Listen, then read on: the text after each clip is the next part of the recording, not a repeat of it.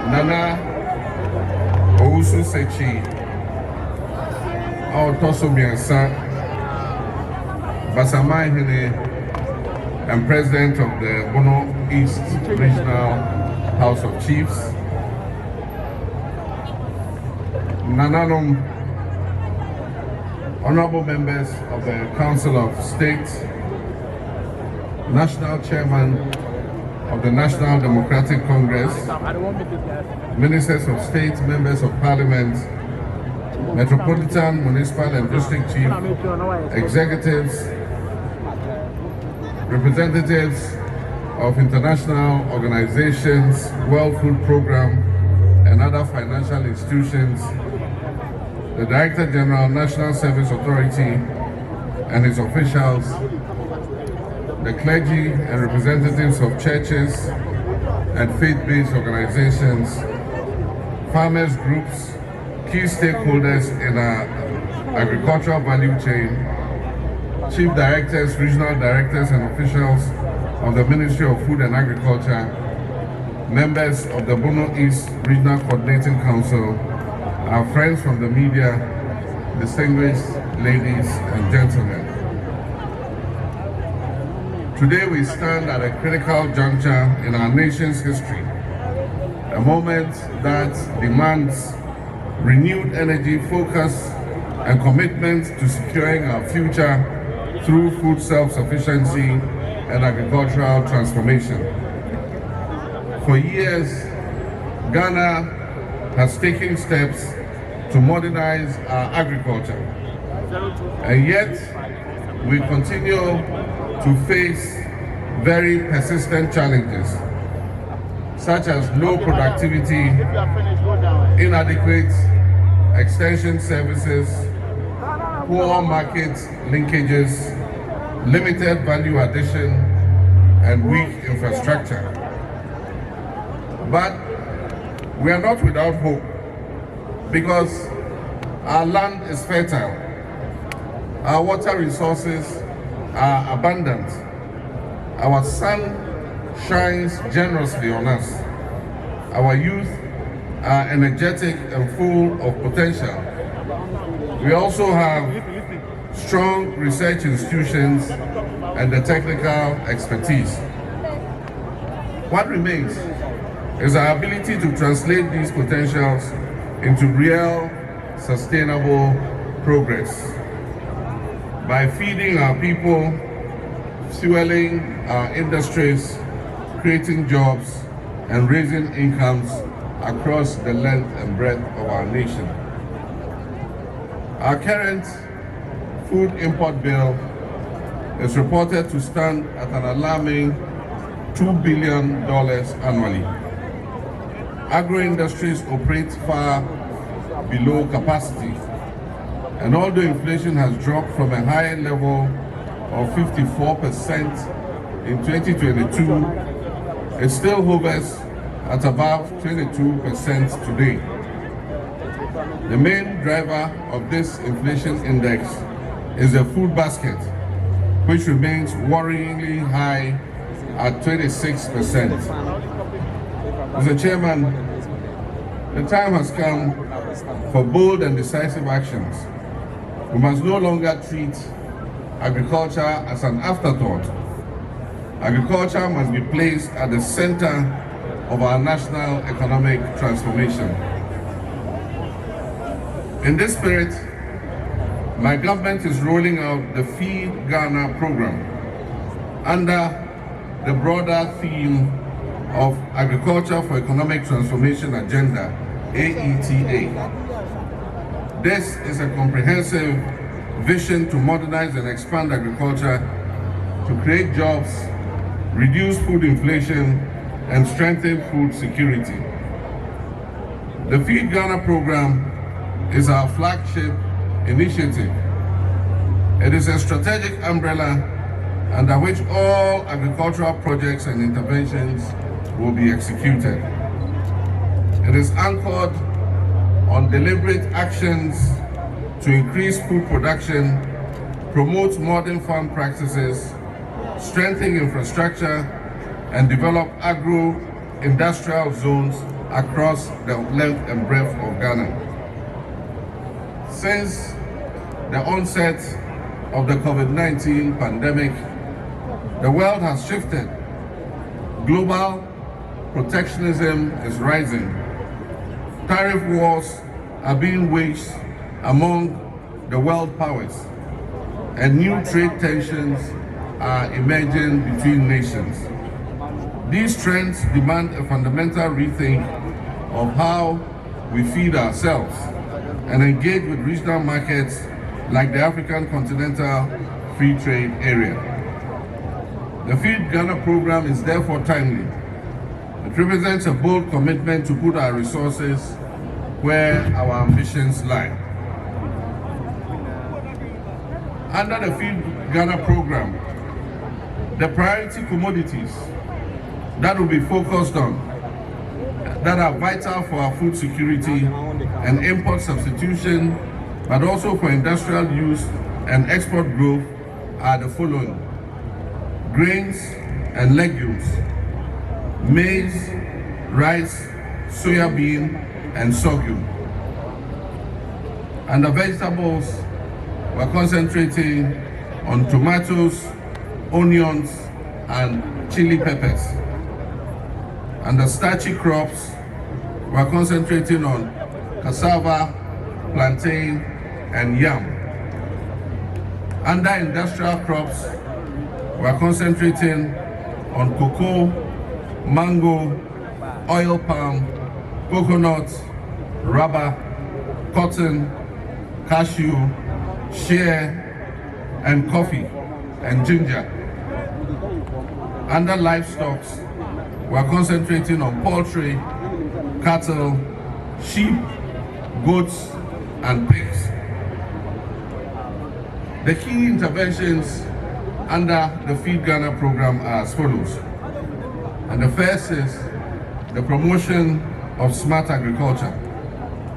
We'll establish farmer service centers nationwide to provide mechanization services, quality inputs, finance, market access, primary processing, and training for our farmers. In addition, we'll create farm banks or land banks in designated irrigable zones to support young agri-entrepreneurs and enhance national food production. The second key intervention is the Grains and Legumes Development Project. Under this project, we will scale up the production of maize, rice, soya bean, and sorghum, both for consumption, for agro-processing, and for export. With its high potential as a raw material for the brewing industry, the cultivation of sorghum will also be considered a priority. We know that grains and legumes are also important for the feed industry, which is connected to poultry production and aquaculture production. The third component is the Vegetable Development Project, popularly referred to as Yeridua. To reduce imports from neighboring countries, we'll invest in controlled environmental farming, including the use of greenhouse technologies and urban and peri-urban agriculture. We'll promote schools to grow their own vegetables. We will do backyard gardening. Everybody will be encouraged to get some land near your house or behind your house and have a garden where you grow tomatoes, garden eggs, okra, onions, and pepper.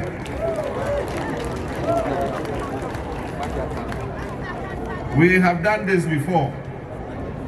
For those of you who grew through the Operation Feed Yourself years, you remember that your parents used to have backyard gardens. And so when you wanted to pound for food, sometimes you didn't have to go to the market. You just go into the garden, you pluck some nyadua, take some pepper, some onion, tomato, and then go and make the soup and pound the fufu. We will encourage community gardens to enhance nutrition and household incomes.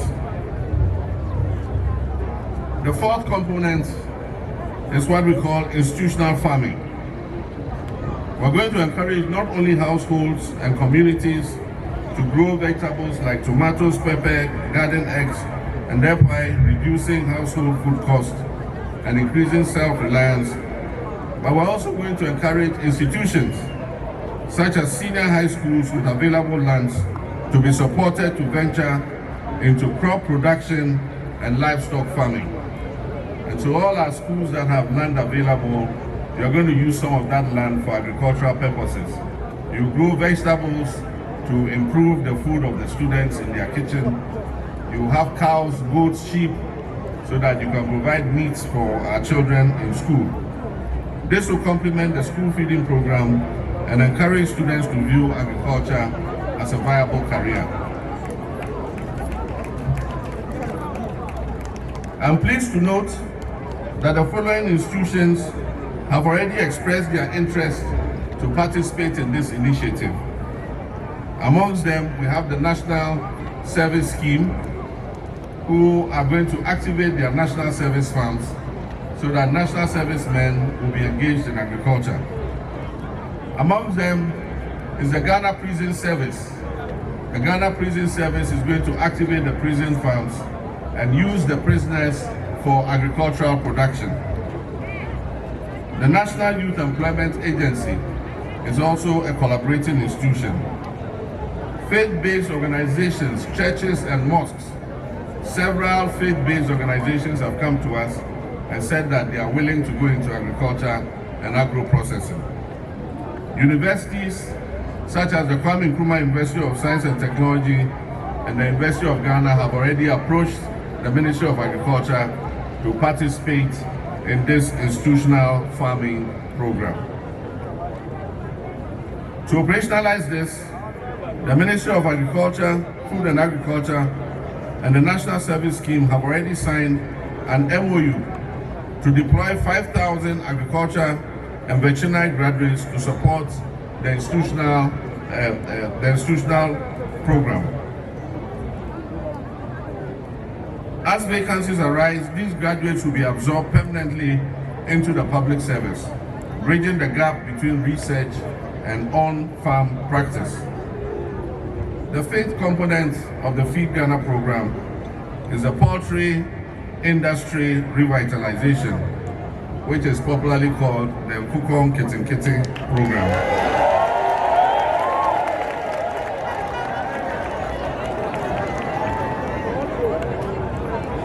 And I know that the Poultry Farmers Association are very strongly represented here. I've seen my friend Boris B and his members clapping when I said Kukong Kitten Kitten.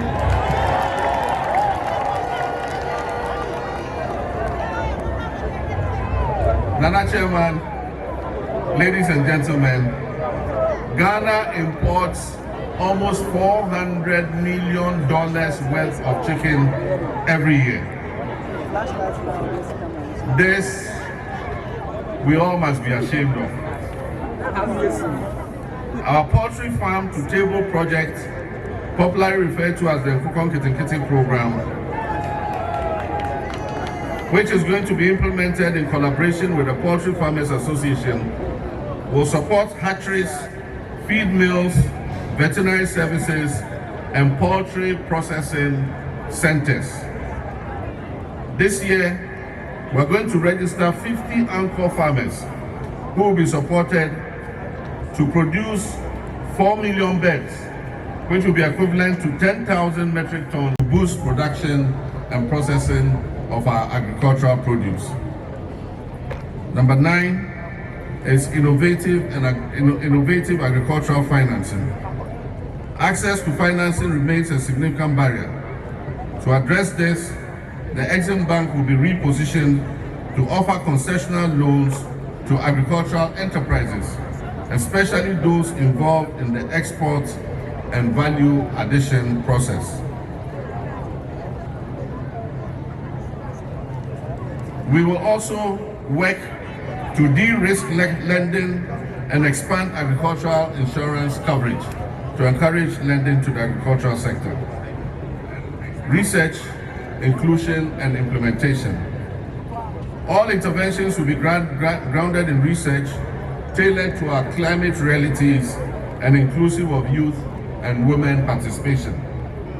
We'll ensure strong linkages between smallholder farmers and anchor farmers, facilitating a win-win relationship for input access, technical support, and guaranteed markets. We'll also build on existing initiatives such as the tree crop diversification program and create an enabling environment for private investment while ensuring fair returns for our producers.